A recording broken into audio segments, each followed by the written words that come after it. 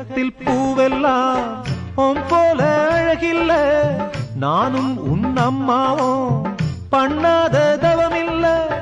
தென்பாண்டி மன்னவனோ முழுகித்தான் முத்தெடுத்தான், தேனே உன் அம்மாவோ முழுகாம முத்தெடுத்தா. கண்ணே தெய்வம் கண்டேன் உந்தன் கண்ணே சந்நிதி, ஓ முத்தம் பட்டு எச்சில் பட்டா கொஞ்சம் நிம்மதி. சின்ன சின்ன பூவே நீ கண்ணால் பாரு போதும், தொட்டு தொட்டு பேசு என்